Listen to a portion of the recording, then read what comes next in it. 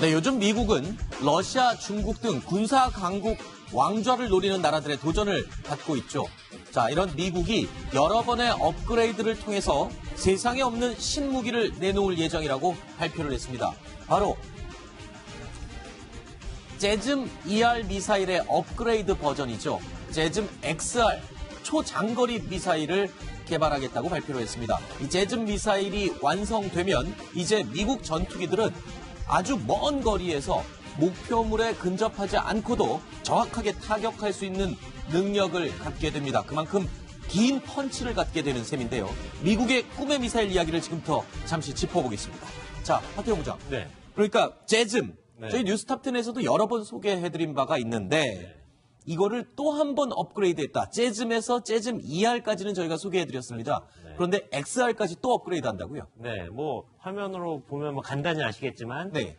재즘이라는 건 일단은 비행기에 장착해서 전투기에 장착해서 땅에 있는 그런 어떤 목표물을 타격하는 공대지 미사일 개념이고요. 네. 일단은 재즘은 굉장히 장거리 공대지 미사일입니다. 아까 네. 얘기했던 것처럼 ER이라는 건 Extended Range, 그러니까 좀 장거리 미사일을 하는 건데 이번엔 XR, Extreme Range라는 뜻입니다. 아하. XR. 그래서 1000km 정도 되는 공대지 미사일의 사거리를 1700km까지 늘려놓은 것이고요. 또 한 네. 가지는 재즈 미사일은 스텔스 기능이 있습니다. 그래서 아하. 미사일을 발사했을 때 상대방이 요격할 수 있는 그런 가능성을 원천 차단하는 아주 신형 무기라 할 수 있습니다. 그렇군요. 이 세부적인 기술들 어느 정도 업그레이드 되는지 살펴봤더니 신인균 대표님, 미사일이 가질 수 있는 좋은 것이란 좋은 것은 모두 다 집약해서 가지고 있군요. 정말 방금 말씀하신 게 딱 맞습니다. 좋은 네. 거라고는 다 끌어모았고 또 상상할 수 있는 것을 또 다 모은 그런 겁니다. 네. 예를 들면 뭐 스텔스다 이런 거 요즘 뭐 추세가 다 스텔스니까 뭐 그렇다 치고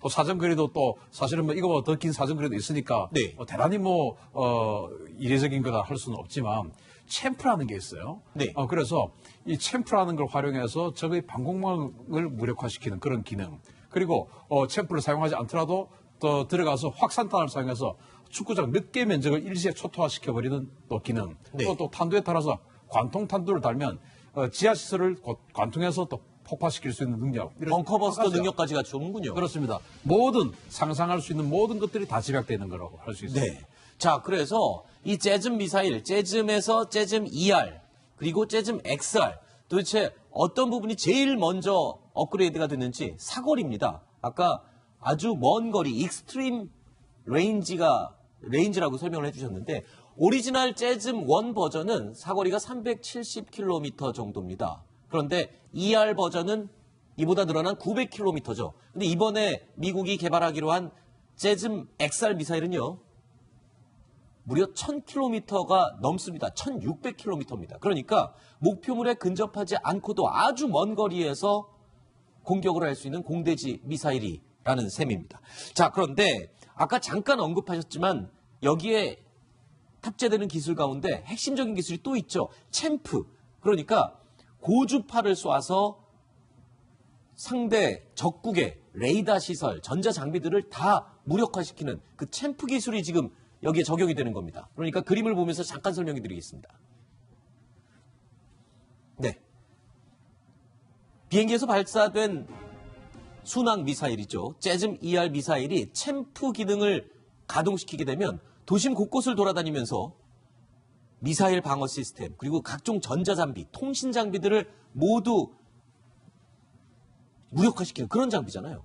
그렇죠. 이제 마이크로웨이브. 네. 우리 이제 전자레인지를 영어로 마이크로웨이브라고 하잖아요. 그게 이제 고주파인데 전자레인지에다가 우리 금속 성분 집어넣으면 어떻게 됩니까? 타버리죠. 타고 폭파하고 막 그러지 않습니까? 그런 것처럼 이 그 마이크로웨이브 즉 초고주파를 갖다가 이 레이더 적의 통신 장비, 전자 장비에다 쏩니다. 쏴서 일시에 그냥 한 번 쏠 때마다 하나씩 파괴시켜 버리는 것이죠. 네. 마치 전자레인지 안에 집어넣은 것처럼 그렇게 파괴시키는 건데 이게 사정거리가 1600km 아닙니까? 네. 그런데 한 500km부터 이게 작동을 해요. 아하. 그러니까 한 1100km 정도, 즉 1시간에서 1시간 20분 정도를 계속 돌아다니는 거죠. 순항 미사일이니까 돌아다닙니다. 네. 돌아다니면서 미리 이제 사전에 입력해 놓은 어떤 그 적의 시설들이 있지 않겠습니까? 네. 그것들을 계속 돌아다니면서 다 파괴시키고 다니는 겁니다. 격추가 다니는군요, 아예. 격추가 되지 않는다면. 아하. 그런데 스텔스니까 또 적의 레이더에 또 잘 감지가 되지 않겠죠? 네. 그러니까 계속 휘젓고 다니면서 1시간가량 최대 100개, 100번의 이 고주파 공격을 할 수 있다고 하니까 그러니까 마이크로웨이브 전파를 챔프 한 기당 네. 100번을 쏠 수 있다. 그러면 목표물 100가지를 전부 다 무력화시킬 수 있는 그런 그렇죠. 능력이군요. 그러니까 예를 들어서 우리가 만약에 정말 우리는 이게 없다면 없지만 한국공군이 이걸 개발하면 이걸 이제 우리 전방으로 한 100발 또는 뭐 10발 정도만 쏘아도 네. 전방 지역에 우리 1사단 건너편에 있는 북한군도 있을 것이고 네. 28사단 건너편에 있는 북한군도 있을 것이고 또 평양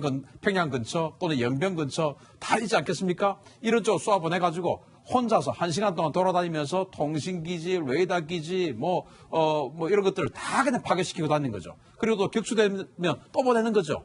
그런 식으로 하면 정말 최소한의 희생을 가지고 최대의 효과를 거둘 수 있는. 네. 그런데 이게 또 대단히 비싸냐? 또 그렇지도 않아요.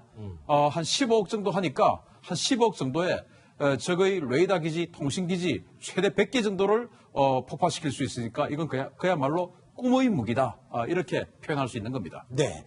그리고 또 놀라운 기술이 하나 있습니다. 소개를 안 할 수가 없습니다. 자, 그러니까 AI 지능이 탑재돼서 미사일 스스로가 어디로 가야 할지를 판단하면서 그러니까 적의 방공망도 피해가고 그리고 목표물, 방공망이 가장 약한 곳이 어딘지를 스스로 판단하면서 날아가는 기능까지 탑재된다고요? 자, 그러니까 이게 이제 챔프 기능과 AI 기능 그리고 이 모든 것들을 또 합하면 또 어떻게 되냐?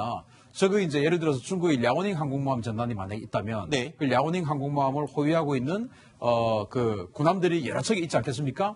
거기를 제즘 ER, XR 하나가 공격하는 게 아니고 예를 들어서 한 30발 정도가 만약에 날아간다면 이 30발이 각각 날아가면서 어떻게 이야기하냐? 야, 저기 랴오닝 항공모함 1번 호위함 저거를 먼저 공격해야 되겠다. 저기의 취약점은 왼쪽에 있는 레이더 시설이니까 나는 왼쪽으로 돌아갈 테니까 너는 오른쪽으로 돌아가서 기만해라. 네. 그러면서 내가 때리겠다. 이런 것들을 인공지능이니까 아하.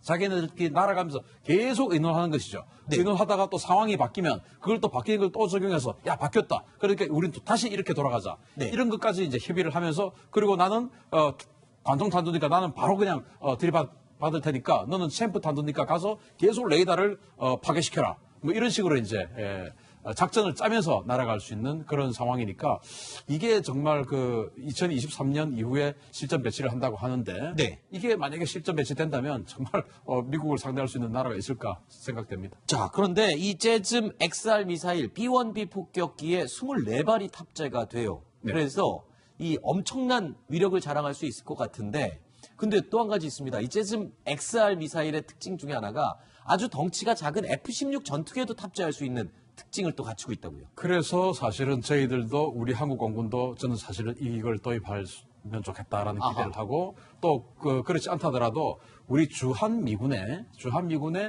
이 F-16 전투기 비행단이 2개가 있어요. 네. 그러니까 이 주한미군에 지금 제즘 ER까지 배치가 되거든요. 그런데 이 XR이 개발이 완료가 되면 당연히 주한미군에도 배치가 되겠죠. 그러면은 만약에 이 한국 공군이 이 제즘 XR을 배치를 하게 된다면 우리 공군이 운영하고 있는 F-16이 한 160대가 넘습니다. 네. 그러면은 이 F-16의 최대 2발, 그리고 현실적으로 한 발을 장착할 수 있게 되는데 우리 한국 공군도 이 제즘 XR을 발사할 수 있는 플랫폼이 F-16 160대, F-15K 59대, 앞으로도 F-35 도입하지 않겠습니까? 네. 한 번에 수백 발의 제즘 XR을 발사할 수 있는 플랫폼을 우리가 가지게 되는 것이죠. 굳이 전략 폭격기를 동원하지 않고도 운용할 수 있는 최첨단 그렇습니다. 신형 무기가 생기는 셈이군요.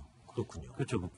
B1B 폭격기 하면 중국의 백조 하면 또 그렇죠. 한반도를 떠올리지 않을 수가 없지 않습니까? 네. 물론 지금 현재 미군이 개발하는 이유는 뭐 한반도 김정은을 폭격하려고 하는 건 물론 아니죠. 아니지만 저런 또 전략적 수단을 갖는다는 건 김정은으로서는 굉장히 두려워할 만한 무기가 하나 생기는 거고 2017년에 잘 기억하지 않습니까? 이 죽음의 백조가 막 군사분계선까지 넘어서 평양 근처까지를 유유히 활보하고 돌아왔었는데 이제는 네. 굳이 거기까지 안 가도 오키나와 근처에서 쏜 미사일 하나로 주석공을 타격할 수 있다. 네. 이런 옵션 하나 보유하는 것만으로도 김정은에게는 엄청난 부담이 될 것 같습니다. 지금 현재 주한미군이 재즘 ER까지는 지금 실전 배치를 해놓은 상태잖아요. 그럼 네. 재즘 XR도 개발이 되면 주한미군이 배치할 수 있을 가능성이 높아 보이는데요. 어떻습니까? 당연히 배치를 하겠죠. 네. 그리고 오키나와의 또 미 해병대, 또 미 공군의 F-15, 미 해병대 F-18, 또 주일 미군에도 F-16과 F-18들이 있지 않습니까? 네. 그렇게 해서 우리 한국 방공 식별구역 밖에서도 북한을 공격할 수 있고 또 북한의 이제 SA5라고 하는 그 장거리 레이더 시설들이 있지 않습니까? 네, 대공망이죠. 대공망이죠. 예. 그 대공망 밖에서 공격을 할 수 있기 때문에 아하. 만약에 단거리 미사일로 공격하면 일단 북한군이 우리 전투기들이 공격을 위해서 집결하고 있는 걸 볼 수 있죠. 그런데 네. 이거는 아예 레이더의 탐지 거리 밖에서 그냥 스텔스 미사일을 또 쏴버리니까 아하. 무슨 일이 생기는지도 모르고 그냥 뭐 당할 공격할 수밖에 수 없는 그런 엄청난 무기가 되겠군요. 알겠습니다. 자, 미국이 야심차게 밝힌 재즘 XR 미사일에 대해서 어떤 성능들을 갖추고 있는지 잠시 살펴봤습니다. 다음 순위로 이어갑니다. 만나보시죠.